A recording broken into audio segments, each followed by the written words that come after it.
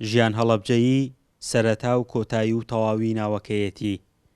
31 ساڵە نازانێت خانەوادەکەی کێیە و لەکوێیە. ئەمڕۆ ڕۆژی دادپەروەری جیهانیە. ژیان قوربانیەکە لەژێر باری دەیان خەمی قوڵدا پڕ بە گەر و داوای دادپەروەری دەکات.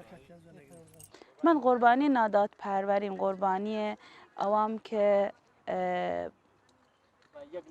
بی کەس و کار ماوەم، بی وڵاتەکەم شارەکەم قوربانیدا کیمیاباران کراوە. من خۆم یەکێک لە سەمبۆلەکانی قوربانیدانە نادادپەروەری و نادادپەروەری لە ئاستێ جیهانی. لەم ڕۆژەدا کۆمەڵەی قوربانیانی کیمیابارانی هەڵەبجە لە گەربوونەوەیەکدا داواکار بوون عێراق ببێتە ئەندامی دادگای دادی نێودەوڵەتی و پابەندی ڕێکەوتنامەی ڕۆما بێت.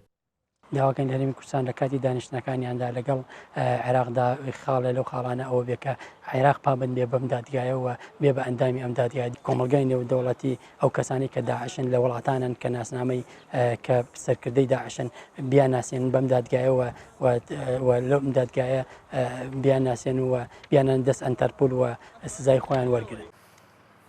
132 وڵات واژۆی ڕێکەوتنامەی ڕۆمایان لە حەڤەی حەوتی ساڵی 1998 کردووە. لە ساڵی 2002دا ڕێکەوتنامەکە خراوەتە بواری جێبەجێکردنەوە واگ ئامڕازێک بۆ ڕێگریکردن لە تاوانەکانی جینۆساید. بەڵام هاوڵاتیانی هەڵەبجە دەڵێن کشانەوەی عێراق لە ڕێکەوتنامەکە مایەی مەترسیە.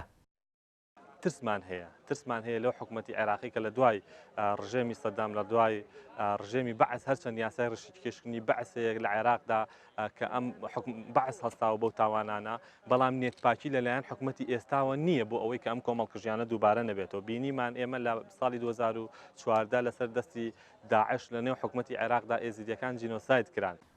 21 ساڵ بەسەر ڕێکەوتنامەی ڕۆمادا تێدەپەڕێت.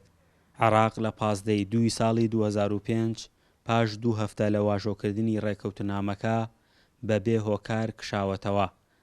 بەو هۆیشەوە هەموو سکاڵاکانی کورد لەسەر داعش و جینۆسایدی مەزهەبی لە دادگای تاوانی نێودەوڵەتی نەبینراون. فەرحان هەورامانی، دەنگی ئەمریکا، هەڵەبجە.